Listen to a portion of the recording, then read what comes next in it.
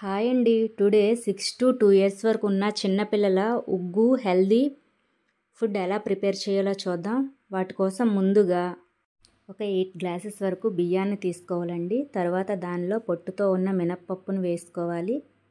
Next పావు glass ఎర్ర కందిపప్పును వేసుకొని నెక్స్ట్ ఒక గ్లాస్ కందిపప్పు వేసుకోవాలి. వేసుకున్న తర్వాత ఓ పావు గ్లాస్ శనగపప్పు, ఓ పావు గ్లాసు కందిపప్పు, ఓ పావు గ్లాస్ ఉలవలు వేసుకోవాలి. నెక్స్ట్ ఓ పావు గ్లాస్ పెసరపప్పును వేసుకోవాలండి. వేసి దానిలో కొంచెం సగ్గుబియ్యాన్ని కూడా వేసుకోవాలి. గుప్పెడు బాదం పిక్కలు, గుప్పెడు జీడిపప్పు వేసుకోవాలి. వేసి వాటన్నింటినీ పక్కన పెట్టుకొని ఇప్పుడు కడుక్కోవాలండి. బాగా కడిగి అందులో ఉన్న పొట్టంతా బయటకు పోయేంత వరకు 2-3 టైమ్స్ బాగా కడుక్కోవాలి. కాకి రెడీగా ఉందండి తీసుకెళ్ళడానికి.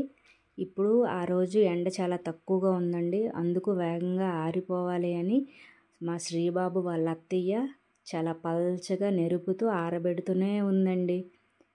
నెక్స్ట్ దానిపైన కాకులేమీ తినకుండా ఉండడానికి ఒక క్లాత్ కప్పుకోవాలి. కప్పుకొని గాలికి అవి ఎగిరిపోకుండా కర్రలు అడ్డు పెట్టుకున్నాం. అవి ఆరిన తర్వాత ఈవినింగ్ వాటంతటిని ఒక కళాయి పెట్టి స్టవ్ పైన వాటిని బాగా ఫ్రై చేసుకోవాలండి. మొత్తాన్ని కొంచెం కొంచెం వేసుకుంటూ ఫ్రై చేయాలి. ఫ్రై చేసిన తర్వాత కొద్దిగా బ్రౌన్ కలర్ వచ్చిన తర్వాత తీసి పెట్టుకోవాలి. నెక్స్ట్ ఇందులో కడిగేటప్పుడు సోల్ మిస్ అయ్యేవండి, అవేనండి రాగులు. వాటిని కూడా వేసి కడుక్కోవాలి. అప్పుడు లేవు కాబట్టి ఇప్పుడు డైరెక్ట్గా ఫ్రై చేస్తున్నాం, కడుక్కోలేదు.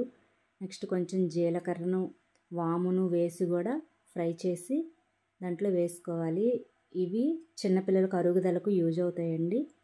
నెక్స్ట్ అటుకులు 1 కప్ వేసి ఫ్రై చేసుకోవాలి. ఫ్రై చేసిన తర్వాత అందులో సాల్ట్ కూడా వేసి ఆ పిండి ఆడించేటప్పుడే వేసుకోవాలి. దానివల్ల ముక్కిపోకుండా పిండి ఉంటుంది. దీంట్లో ఉన్న జీడిపప్పుల్ని మా శాన్వి ఏరేస్తుందండి. ఇవి చల్లారడానికి ఒక ప్లేట్లో వేసాం.